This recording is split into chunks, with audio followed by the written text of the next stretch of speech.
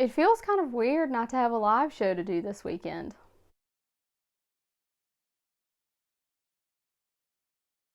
Hey BookTube friends, welcome back to my channel. I wanted to pop in and talk about a few of my recent reads. The first book I want to talk about is Stalking Jack the Ripper by Carrie Maniscalco.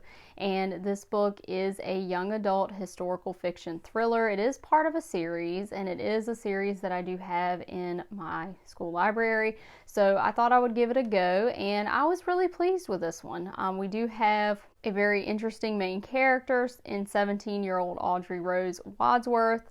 She is the daughter of a British lord, and so she has a lot of societal expectations that go along with that, and she is expected to behave as a lady, but unfortunately for her father, she has other things in mind. She has an intense interest in science, and specifically forensic science. Her uncle is actually a pretty prominent forensic scientist, and she is doing an unofficial apprenticeship with him, performing autopsies and attending some of his lectures.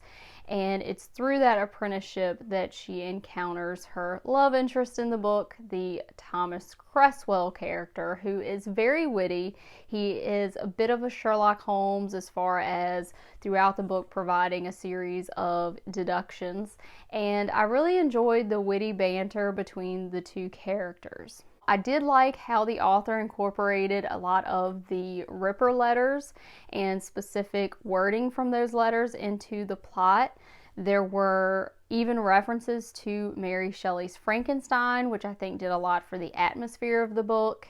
And I did enjoy the mystery, although I will say the mystery was a bit lacking as far as the clues, because I feel like most of the clues were kind of just dropped into the laps of the main characters. But I don't necessarily count that as a negative for this book, because for the patrons I serve, I feel like this would be a great option if you have a hard time following a very intricate mystery plot. I feel like this was pretty easy to follow, so I didn't really count that as a negative. I really enjoyed this as a young adult book, and I feel like it was very atmospheric and a little bit spooky, and I enjoyed it overall. The ending was pretty good. I did like the reveal, and it also set up the sequel to this book very nicely. The sequel is Hunting Prince Dracula, so I may actually give that one a go.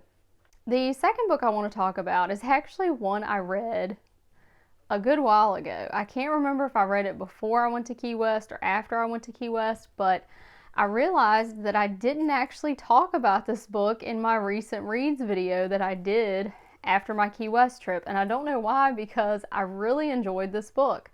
And that book is The Burning Girls by C.J. Tudor. This is the second book I've read by C.J. Tudor. I really enjoyed The Chalk Man, which I read based on Lady Jane's recommendation, and this one I liked just as good, if not better. The plot of this one was really interesting because it involved a vicar. So we follow Reverend Jack Brooks as she is moved from one parish to another. She is now in a very small village called Chapelcroft, which is actually quite odd because in this village they have this tradition of creating little twig effigies of these girls who were martyrs under the reign of Queen Mary. And there's also this local legend that if anyone actually sees an apparition of the Burning Girls, that is a portent of doom, a sign of things to come. And so there's a bit of a paranormal element to this book, which I really enjoyed. It really sets the tone for this village being quite odd and full of secrets and full of mysteries. We do follow two timelines. So the modern timeline, we're dealing with the aftermath of Reverend Jack Brooks and her move to this small village. We are learning a bit about the previous vicar who actually committed suicide in the chapel, and we're also following a timeline from two missing girls from 30 years earlier. So we're really trying to figure out if these two missing girls are at all linked to the vicar who hanged himself.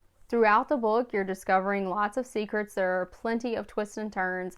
I was very captivated by this book. I feel like C.J. Tudor is an excellent writer, very Stephen King-ish, but very fast-paced. She doesn't add anything extra that you don't need, so it's a very quick read. I also enjoyed the point of views that we get in this book, because we get the point of view of Reverend Jack, but also her daughter Flo. And then there's also an unnamed narrator, which I particularly enjoyed because I just needed to find out who this person was.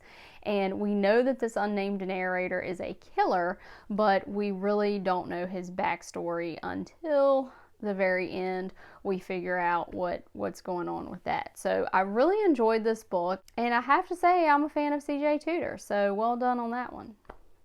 The last book I want to talk about is What I Talk About When I Talk About Running by Haruki Murakami. And this book is a bit of a running memoir. It's really based on a diary that he kept leading up to a marathon. And of course, this author is a novelist. So I thought this was a very interesting book to read because I discovered that novelists and runners have a lot in common. As far as talent, focus, and endurance. And I think that what you lack in talent, and Murakami really makes this point, what you lack in talent, you can really make up for in focus and endurance, because he actually says he's not that great of a novelist as far as talent goes, but he definitely has a system, he sticks with it, and he is able to churn out these successful novels. And that's very similar to my experience with running. I don't really have a natural talent for running. I'm not a fast runner, but I have discovered a lot of things about myself through running, and one of those things is that I can do hard things, and I enjoy it. And I thought this book was really interesting because he brings out a lot of points that I've discovered myself.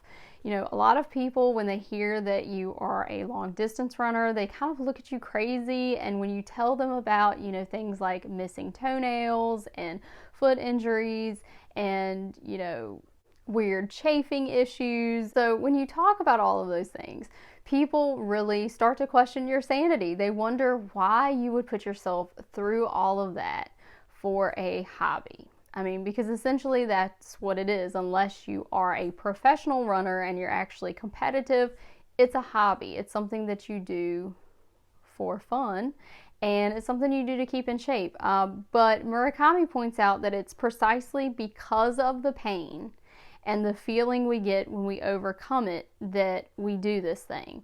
And you know, it's because we get this feeling of truly being alive. And I really believe that. He says that we don't run, those of us who do run, we don't run to live longer, we run to feel fully alive.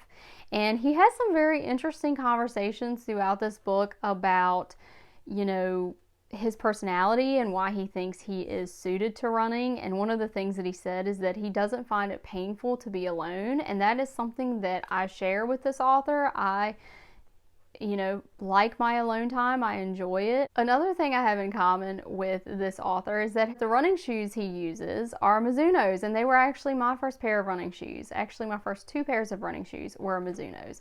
And then after that, I feel like they used a different factory or something because there was a stitching issue on one. But anyway, I'm kind of doing what the author does in this book, which is essentially I'm talking about running. So these are some of the things that we talk about. We talk about our gear, we talk about, you know, the struggle of amping up your mileage, and the amount of mileage that this guy runs while being an entrepreneur and while being a novelist is staggering.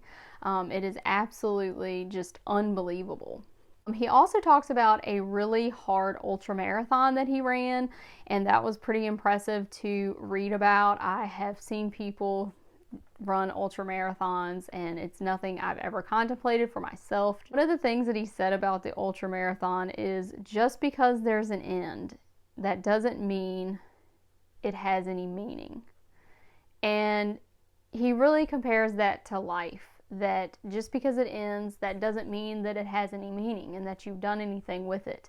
And he talks about people and even himself using the excuse of being too busy. And he says that if he used being busy as an excuse not to run, he'd never run again.